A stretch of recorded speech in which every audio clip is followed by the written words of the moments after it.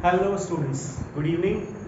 तो आज हम लोग शुरू करने वाले हैं अगेन क्लास 10 जो मैंने चैप्टर स्टार्ट किया था height and distance, correct, chapter 9 of your NCERT book. उसका ये सेकंड पार्ट है जहाँ पे हम लोग और वेराइटी ऑफ क्वेश्चंस से डील करेंगे। जैसा कि फर्स्ट हमारा क्वेश्चन है आपके बोर्ड पे। क्वेश्चन पढ़ते हैं और फिर उसको धीरे धीरे पहले समझते हैं।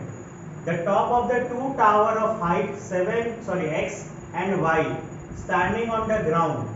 तो दो टावर है, ठीक है, ये रहा मेरा 1 और ये रहा मेरा दूसरा टावर। इसकी हाइट क्या है ले लेते हैं हम लोग x मीटर, इसकी हाइट क्या है ले लेते हैं हम लोग y मीटर्स। ये दी हुई है ना x and y। Subtends the angle of 30 and 60 degree respectively. तो ये 30 डिग्री बना रहा है, ये कितना बना रहा है, 60 डिग्री बना रहा है। At the center of the line joining their feet, ये feet होगा सॉरी, है ना। तो इन दोनों बीच में एकदम सेंटर ऑफ द लाइन यहाँ पे ये रहा, ये एंगल हो जाएगा 60 डिग्री और ये एंगल हो जाएगा मेरा 30 डिग्री। तो इसे हम लोग नाम देते हैं ए, ये रहा बी, सी, ये रहा डी और ये रहा ई। तो बी से सी तक की दूरी को z मान लेते हैं और C से E तक की दूरी को भी क्या मान लेते हैं हम लोग, Z मान लेते हैं। तो आपका सबसे पहला क्वेश्चन है कि दोनों Z कैसे हुए। तो बहुत आसान है, पढ़िए। ये जो पॉइंट है ये सेंटर ऑफ द लाइन पे है। ये क्वेश्चन में दिया हुआ है ना, सेंटर ऑफ द लाइन यानी बीच है, मिडिल पॉइंट है। यानी यहाँ से यहाँ तक की दूरी भी क्या होगी, सेम होगी, और यहाँ से यहाँ तक की दूरी भी क्या होगी, सेम होगी। इसीलिए मैंने दोनों को क्या मान लिया है, Z मान लिया है। आपको फाइंड करना है किसका, ratio, x ratio to y, दोनों हाइट का रेशियो फाइंड करना है। तो बेसिकली दोनों हाइट हम लोग निकालते हैं और दोनों हाइट का जो भी वैल्यू आएगा उन्हें डिवाइड कर देंगे तो हमारा रेशियो भी आ जाएगा। तो चलिए, इस ट्राइंगल के अंदर हमारा थीटा क्या है, 30 डिग्री, और इस ट्राइंगल के अंदर हमारा थीटा क्या है, 60 डिग्री। सवाल उठता है अब कि कौन सा ट्रिग्नोमेट्रिक रेशियो यूज करें। तो देखिए यहाँ पे परपेंडिकुलर और बेस गिवन है, परपेंडिकुलर और बेस गिवन है। तो परपेंडिकुलर अपॉन बेस किसका फॉर्मूला होता है, करेक्ट, tan थीटा का। तो सबसे पहले in triangle A B C tan theta is equal to A B upon B C हो जाएगा। थीटा मेरा क्या है, 30 डिग्री, तो tan 30 degree is equal to A B क्या है x, बी सी क्या है z। tan 30 क्या होता है, करेक्ट, 1/√3, ये हो जाएगा x अपॉन z। तो यहाँ से x की वैल्यू क्या आई, z अपॉन √3। क्लियर है। इसी तरह आप क्या करो, y की वैल्यू निकाल लो। तो इस ट्राइंगल में लगाएंगे, तो in triangle DEC tan 60 degree is equal to y upon z हो जाएगा। अगेन tan 60 क्या होता है, एब्सोल्युटली करेक्ट, √3 होता है y अपॉन z। तो ये हो जाएगा y का वैल्यू क्या आएगा, z √3। अब इन दोनों वैल्यू को क्या करो, डिवाइड कर दो। क्यों डिवाइड कर दो भैया, क्योंकि हमें रेशियो निकालना है। तो क्या करेंगे, x upon y is equal to z into 1 upon √3 whole divided by y का हो जाएगा z इंटू √3। तो z से z कैंसिल, √3 नीचे आ जाएगा, ये हो जाएगा 1/3। तो रेशियो क्या आ गया, x रेस टू y आपका आ गया 1/3, ये रहा। तो इस तरीके से हमने इस क्वेश्चन को बड़ी आसानी से सॉल्व कर लिया। आई होप आपको ये समझ में आ गया होगा। हमने सबसे पहले फिगर बनाया, फिगर के अकॉर्डिंग हमने फिर अपने सॉल्यूशन को फाइंड आउट किया, ठीक है। चलिए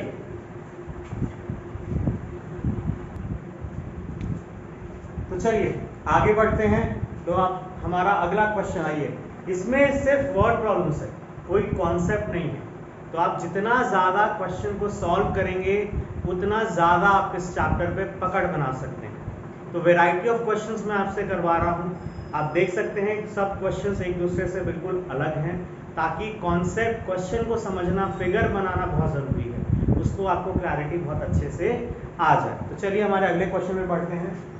from the top of the 120 metre high tower a man observes 2 cars on the opposite sides of the tower. तो ये मेरा टावर मान लेते हैं, ऑपोजिट साइड यानी एक कार यहाँ पे होगी और दूसरी कार यहाँ पे होगी, ये रहा।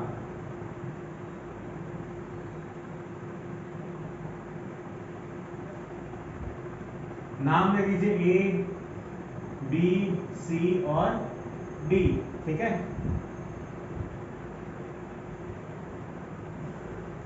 ये एक्स वाई मेरी लाइन होगी। Car opposite sides of the tower with angle of depression 60 and 45।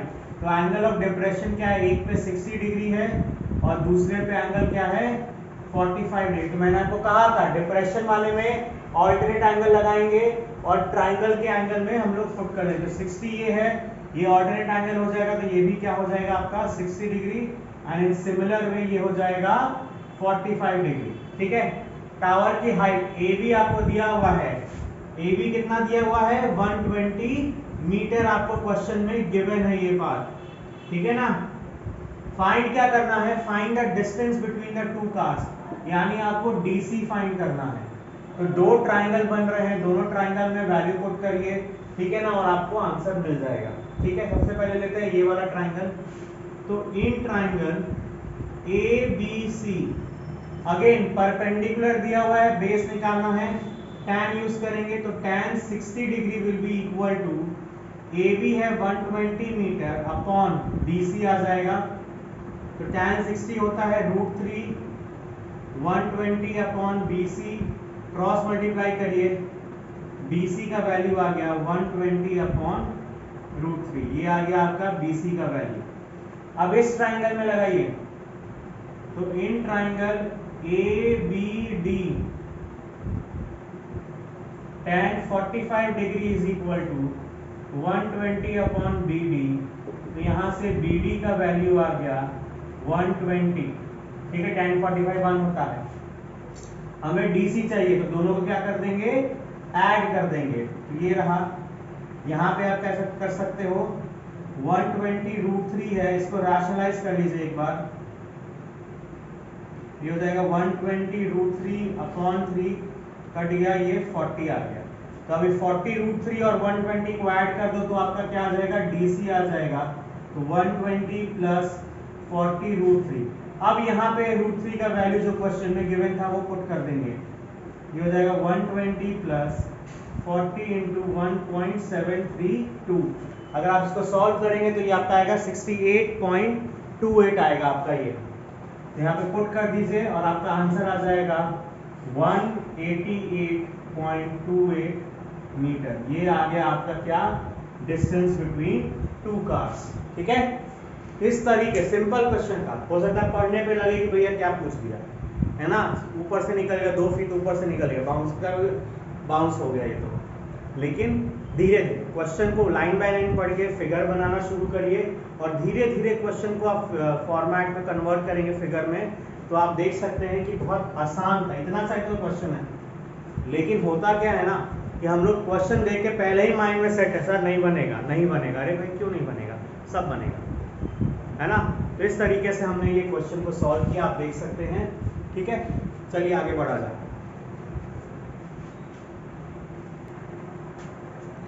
चलिए आगे बढ़ा जाए। नेक्स्ट क्वेश्चन, अगेन ये सारे क्वेश्चन CBSE में पूछे हुए हैं, ठीक है ना। तो वेरी वेरी इंपॉर्टेंट है, प्रीवियस ईयर क्वेश्चंस है, बहुत इंपॉर्टेंट है। इस तरीके के क्वेश्चंस भले सेम ना हो लेकिन वैल्यू चेंज करके ये सारे क्वेश्चन जो मैं करा रहा हूँ सब CBSE sample paper previous year questions है, जो कि बहुत इंपॉर्टेंट है, पूछा जा सकता है बिल्कुल, ठीक है। तो if the angle of elevation of the top of the candle from the 2 points distant 8 cm and B cm from its base, तो एक कैंडल है, मान लेते ये मेरा कैंडल है, ठीक है ना। 2 पॉइंट्स है, एक यहाँ पे है एक यहाँ पे है, A बड़ा है B से, ठीक है, तो ये याद रखना।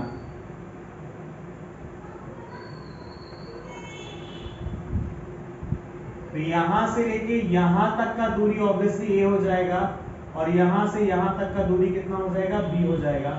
हाइट को हम लोग h मान लेते हैं कैंडल के, ठीक है ना। एंगल कितना दिया हुआ है 30 and 60, find the height of the candle. तो 30 ये रहा एंड 60 ये रहा, ठीक है। और आपको बोला गया है हाइट निकालना है। तो सिंपल सी बात है, दो ट्राइंगल है आपके पास, एक तो आप 30 डिग्री वाला लोगे, एक 60 डिग्री वाला लोगे। नाम दे देते हैं ट्राइंगल्स को, ए बी, ये रहा सी और ये रहा डी। तो सबसे पहले सॉल्व किया जाए, चलिए। In triangle A B C again tan 60 लगाएंगे, tan 60 is equal to h upon b हो जाएगा। तो tan 60 होता है √3 is equal to h upon b।